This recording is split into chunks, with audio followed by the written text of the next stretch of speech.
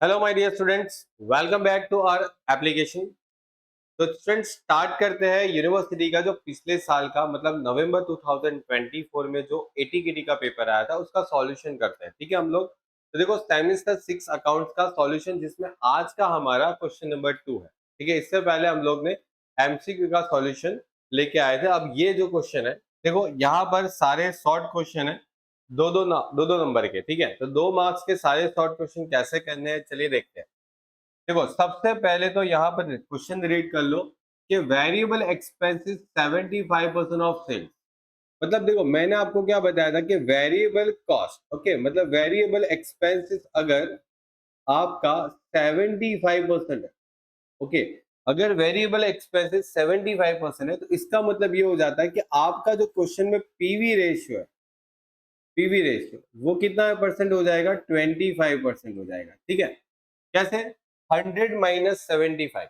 देखो 75%, 75% is a variable cost, तो remaining 25% is your PV ratio, that means contribution margin. Okay, मतलब आप 75% खर्चा कर देते हो तो 25% आप कमाते हो। ठीक है, प्रोडक्ट की सेलिंग के ऊपर। Break even point is the 40% of sales. मतलब यहां पर दूसरी बात यह है कि मेरे पास जो ब्रेक इवन पॉइंट है वो कितना परसेंट है, 40% ऑफ सेल्स। ओके, सेल है, तो मेरे पास मार्जिन ऑफ सेफ्टी कितना परसेंट हो जाएगा। तो 100% सेल्स में से अगर 40% ब्रेक इवन पॉइंट होता है तो बाकी 60% क्या हो जाएगा, 60% ऑफ सेल्स क्या हो जाएगा, मार्जिन ऑफ सेफ्टी। ठीक है, ये भी कॉन्सेप्ट मैंने आपको समझाया था कि अगर 100 रुपए के सेलिंग में अगर आपका 40% ब्रेक इवन पॉइंट तो बाकी बचा 60% क्या हो जाएगा, ओके, मार्जिन ऑफ सेफ्टी। पूछा क्या गया है तो बोले कि फिक्स एक्सपेंसेस 1,80,000, तो फिक्स कॉस्ट जो है वो 1,80,000 है। ओके, आपको बोला गया find out the sales and sales at break even point. Okay, तो पहले तो सेल्स और sales at break even point, तो पहले आपको ब्रेक इवन पॉइंट मिल जाएगा। ब्रेक इवन पॉइंट मतलब कैसे मिलेगा, बोले sir fix cost divide bye क्या करना है, पीवी रेशियो।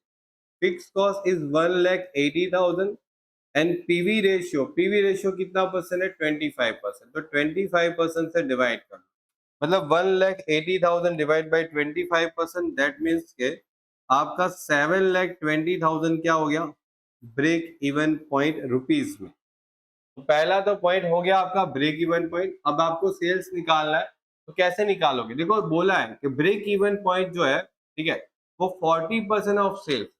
मतलब आपका जो ब्रेक इवन पॉइंट है वो आपके सेल का 40% है। इसका कहने का मतलब ये है, ठीक है, इसका कहने का मतलब ये है कि आप जितना बेच रहे हो उसका 40% क्या है, ब्रेक इवन पॉइंट। ठीक है, देखो यहाँ पर लिखा भी है। तो आप कितना बेच रहे हो वो तो आपको मालूम ही नहीं है, आपकी कितना सेल है वो तो आपको पता ही नहीं है। लेकिन ये 40% जो है वो करना कैसे है, क्योंकि आपके पास सेल्स नहीं है तो ब्रेक इवन पॉइंट तो है, वो रख सकते हैं 7,20,000। और फिर आपको पता ही है कि ये मल्टीप्लीकेशन है, तो अगर सामने चला जाए तो ये डिवाइड हो जाएगा 40%। तो 7,20,000 डिवाइड बाई 40% मतलब ये हो जाता है 18 लाख।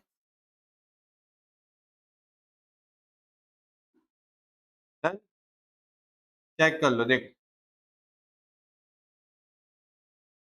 कंप्लीट, चेक कर लो आपके पास जो भी डिटेल्स था उस हिसाब से।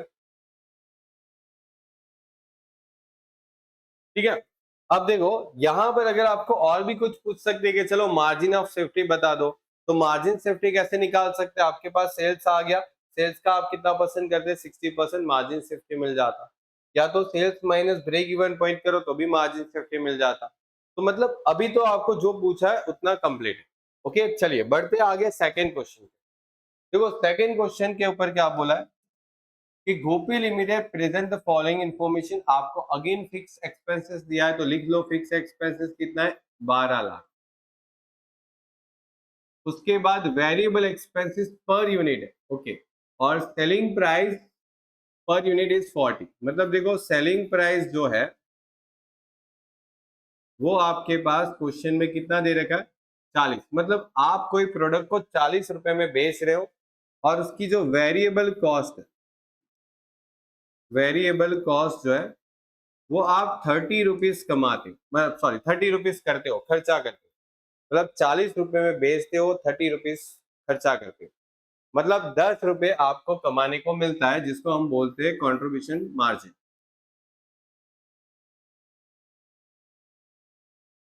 ओके, ये भी पर यूनिट ही आएगा, ठीक है, क्योंकि पर यूनिट डिटेल से सारी। अब पूछा गया है break even point in units, देखो कितना इजी है।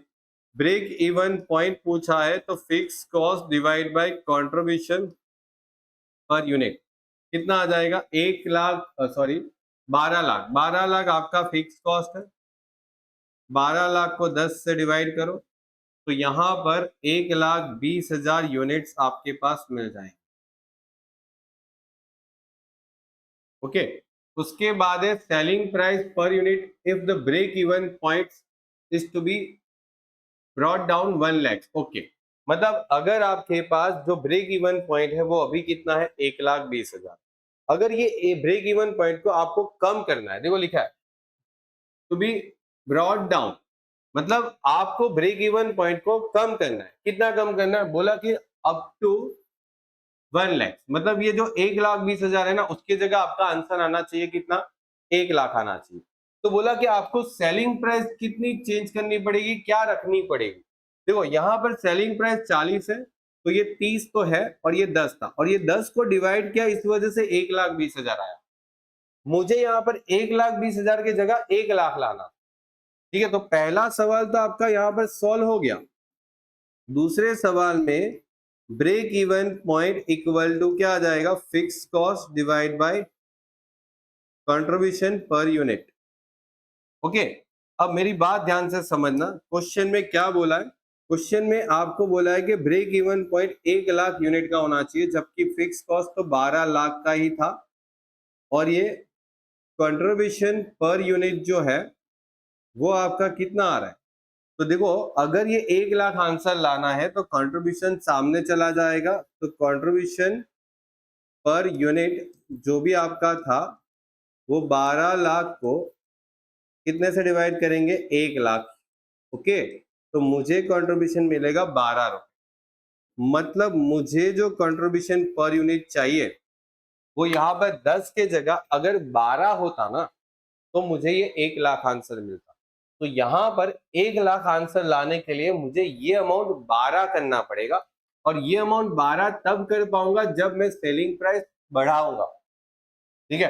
तो 40 है, मुझे 12 करना है, तो यहाँ पर 42 कर दूंगा।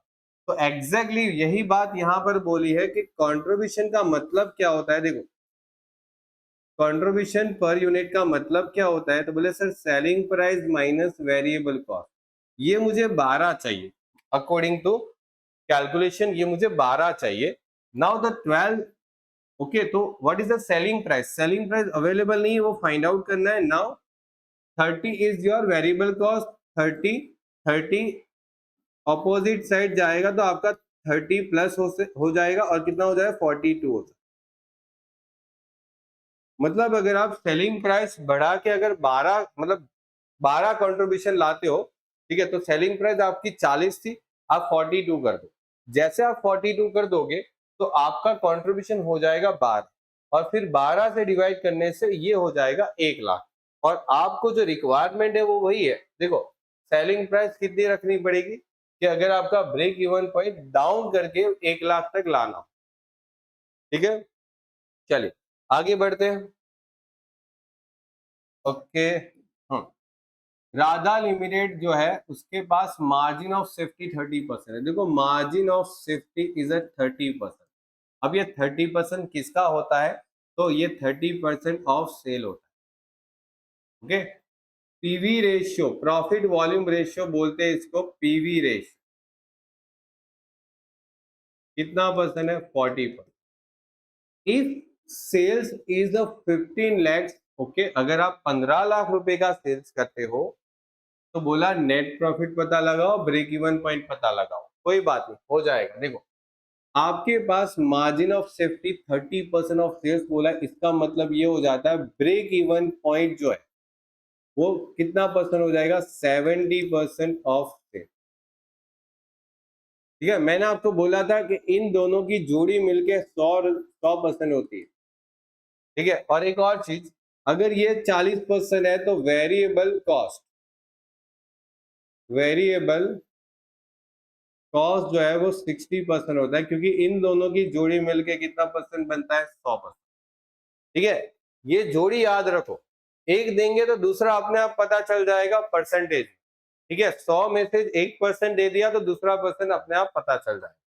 अब इसको कैसे यूज करना है, चलिए देखते हैं। देखो, आपको क्वेश्चन में दिया क्या है, तो बोले सर सेल्स दिया है। अब सेल्स दिया है तो आप क्या क्या निकाल सकते हो, मुझे प्रॉफिट निकालना है। ओके, चलो देखो, पहले तो आपके पास सेल्स, क्या मेरे पास सेल्स 15 लाख का है, यस बिल्कुल 15 लाख का है, क्वेश्चन में बोला है ये रहा। उसमें से अगर वेरिएबल कॉस्ट माइनस करूं, जो कि कितना परसेंट है, 60%, तो अगर मैं इसका 60% कर दूं, कितना आता है, 15 लाख का 60% कितना होता है, 9 लाख। तो मुझे मिलेगा 6 लाख। अब ये आ जाता है कंट्रीब्यूशन, और इसमें से फिक्स कॉस्ट अगर माइनस कर दो तो मुझे मिलेगा प्रॉफिट।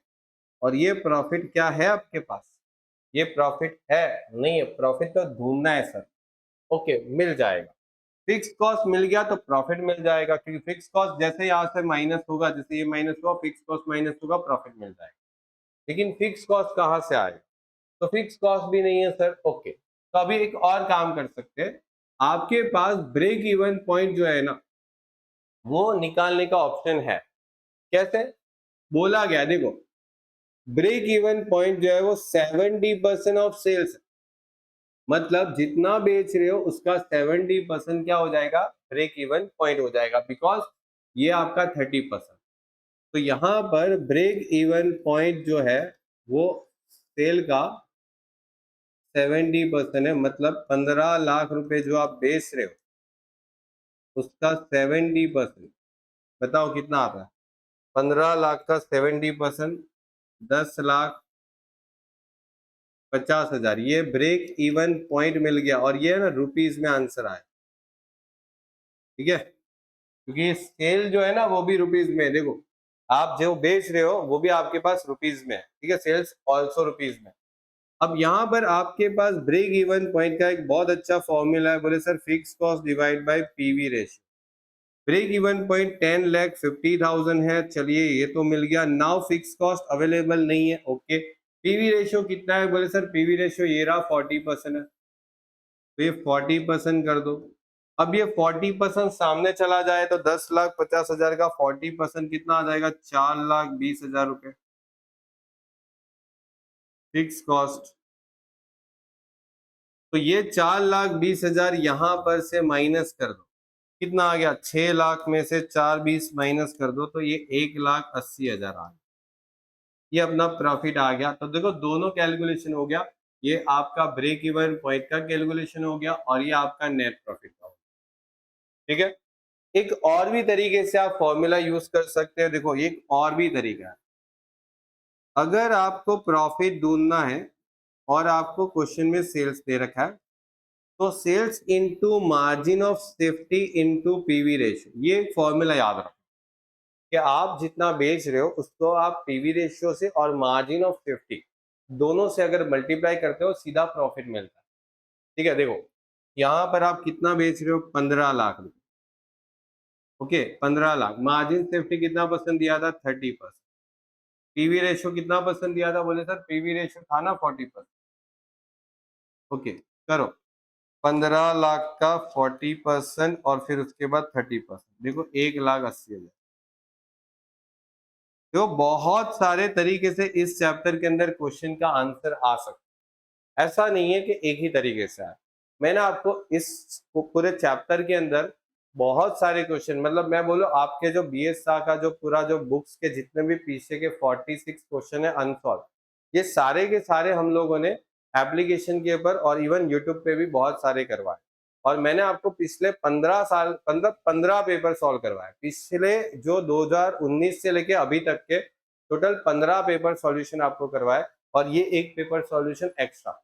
तो आप देखो इतना सारा कंटेंट है और ऑलमोस्ट देखो पिछले साल के स्टूडेंट इतना अच्छा जो आपको प्रोवाइड किया गया उधर से इतना अच्छा पढ़ के वो ऑलमोस्ट यूनिवर्सिटी से हाईएस्ट मार्क्स लेके आए। ठीक है, तो ये आपका क्वेश्चन कंप्लीट।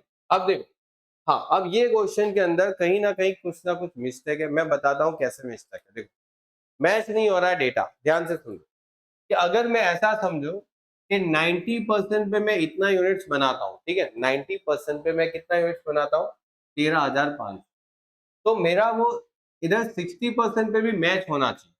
ठीक है, मतलब देखो ऐसे कि अगर 90% पर मैं कितना यूनिट्स बनाता हूँ, 13,500, तो 60% के हिसाब से वो यूनिट्स कितना बनना चाहिए। ठीक है, 90% के हिसाब से इतना बनता है तो 60% के हिसाब से यूनिट्स कितना बनता है। तो देखो 90 के हिसाब से आपको दे रखा है तो 60 के हिसाब से कितना होना चाहिए, यहाँ पर 9,000 होना चाहिए।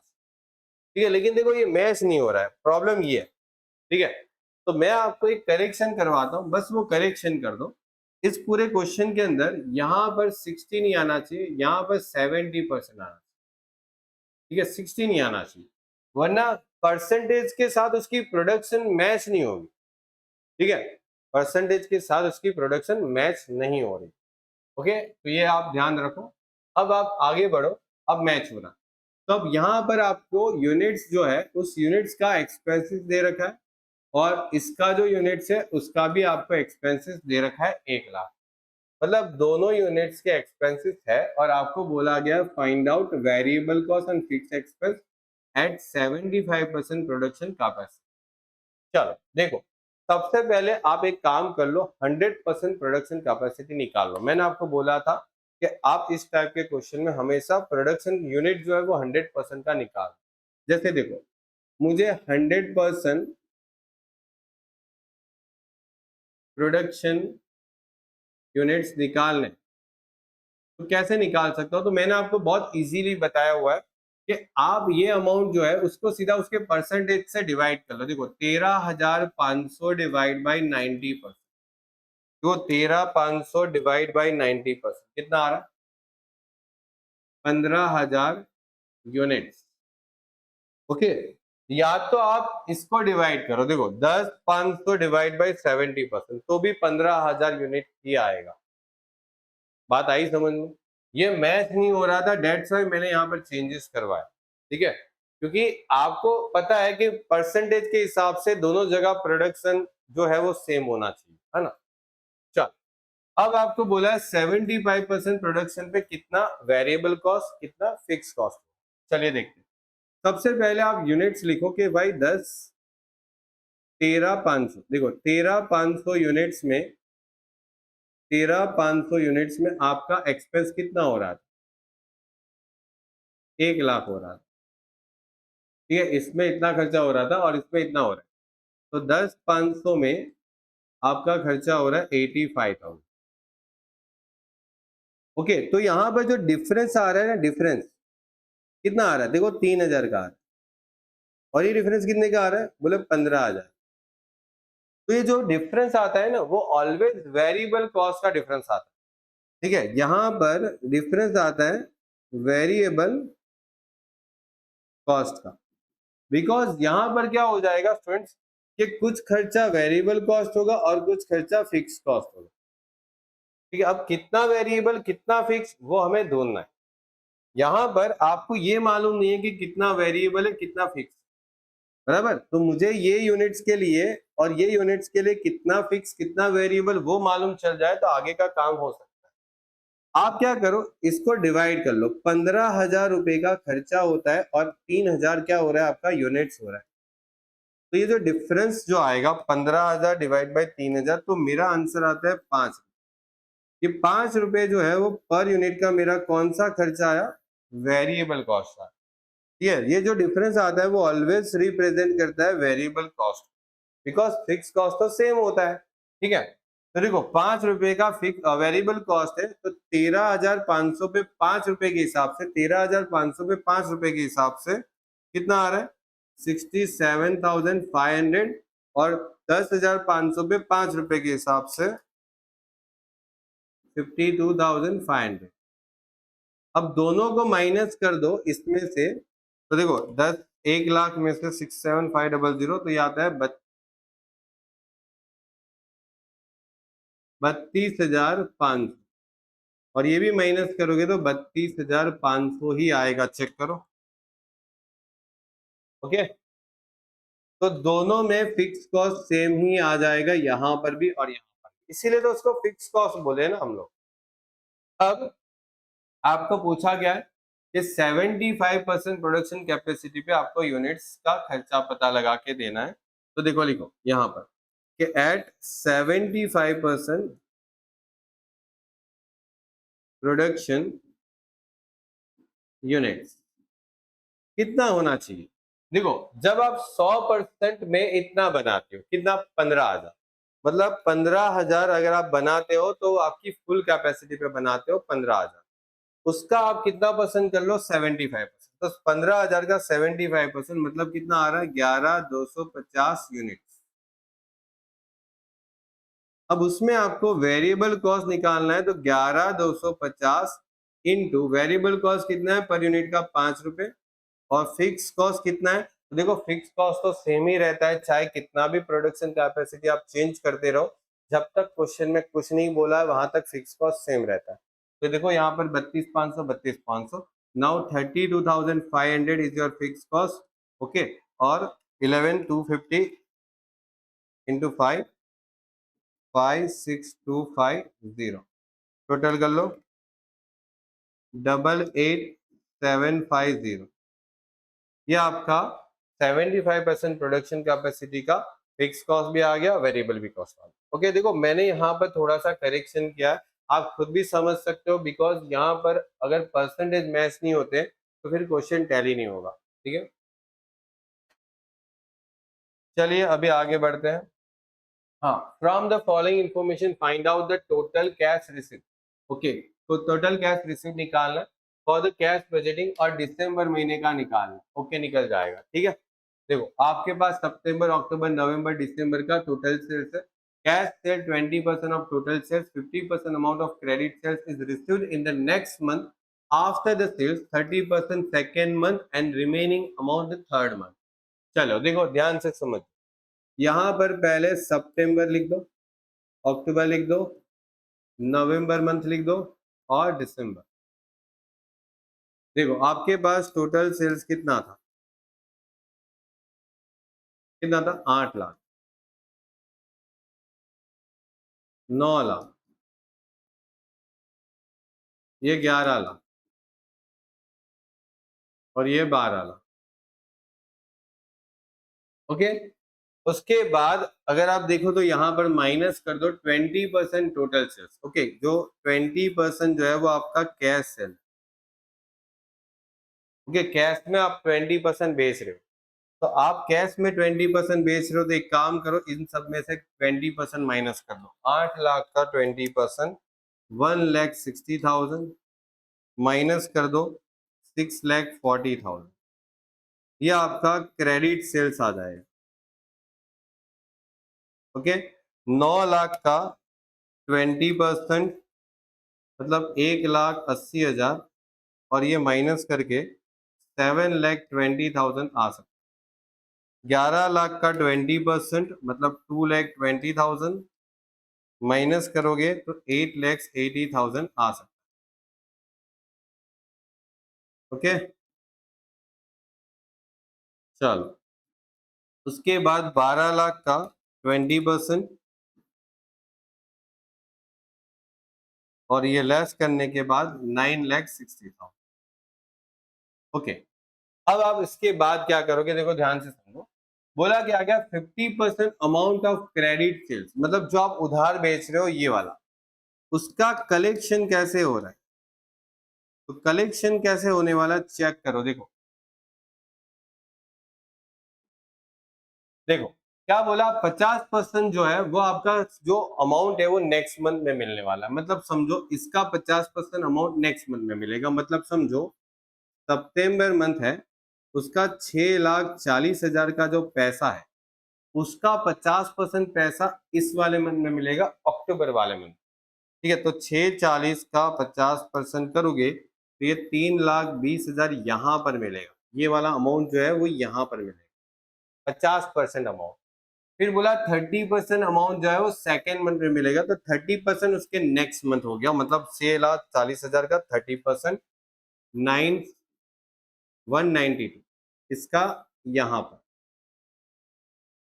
ठीक है, और बाकी बचा कितना, तो बोले रिमेनिंग कितना बचता है, 50, 30 और बचता कितना फिर देखो 50% कर लिया आपने, 30% कर लिया, तो बचता कितना परसेंट है, 20% बचता है। टोटल 100% होते हैं ना,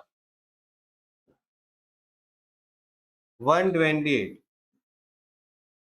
ओके, ये आपका यहां पर आएगा इतना।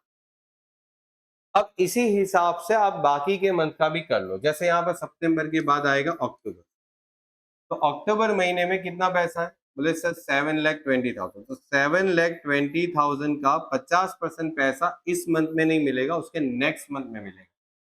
मतलब अक्टूबर का पैसा अक्टूबर में नहीं मिलेगा, नवंबर में 50% मिलेगा। 720 का 50% कितना आया, 360, और बाकी 30% नेक्स्ट मंथ में 2,16,000। ठीक है, मतलब समझो यहां पर आपको ये जो चीज है वो मैं निकाल देता हूँ। ठीक है,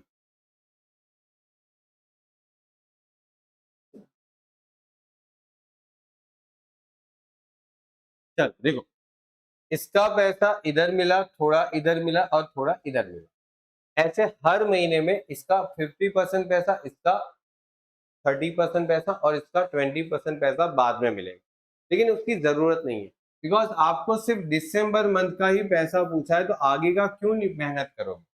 ठीक है, चल अक्टूबर के बाद यहाँ पर नवंबर, नवंबर में जो आपने सेल किया था, ठीक है, ये जो किया था, ये जो किया था, सबका पैसा धीरे धीरे धीरे करके आ जाएगा।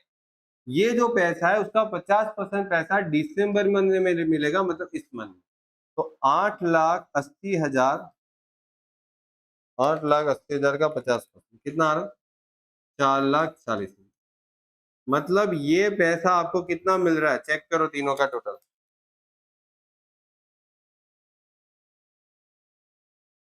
784। ओके, और आपको पूछा क्या है, कैश बजट में कैश कितना रिसीव करोगे, टोटल कैश कितना रिसीव करोगे दिसंबर महीने में। तो देखो ध्यान दो, total cash received in December month. Okay,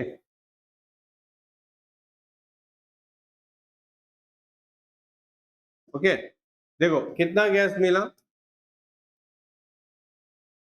और ये कितना कैश मिला। ठीक है, देखो कैश भी तो, ये कैश सेल है ना दिसंबर का, तो दिसंबर का जो कैश सेल है वो भी तो आपका रिसीव्ड ही है। आपको क्या पूछा, total cash received in December month, तो ये आपका हो गया 240 और 784 कितना आ रहा है, 10,24,000। Done, complete. देख लो, आगे बढ़ते हैं।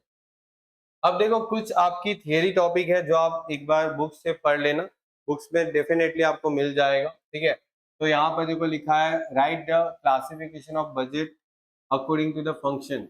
ओके, बजट को क्लासिफाई करना है उसके फंक्शन के अकॉर्डिंग, आपको बजट को उसके फंक्शन के अकॉर्डिंग क्लासिफाई करना है। ठीक है, फिर state the concept of the cost of capital. Okay, ये भी आपको कॉस्ट ऑफ कैपिटल वाला जो आपका लास्ट चैप्टर है उसमें मिल जाएगा। और राइट एनी फोर लिमिटेशन, आपको कोई भी चार लिमिटेशन लिखनी है बजटरी कंट्रोल। ठीक है, आपकी बुक्स के अंदर बजटरी कंट्रोल की बहुत सारी लिमिटेशन लिखी है, उसमें से कोई भी चार लिखनी है आप। ठीक है, 2 मार्क्स हो गया। तो ये था आपका जो पिछले साल नवंबर 2024 का जो पेपर था उसके शॉर्ट क्वेश्चन, मतलब क्वेश्चन नंबर 2 का सॉल्यूशन। ओके, तो स्टूडेंट्स देखो आगे हम लॉन्ग क्वेश्चन भी करने वाले हैं, तो मिलते हैं नेक्स्ट लेक्चर के अंदर, तब तक के लिए गुड बाय और टेक केयर।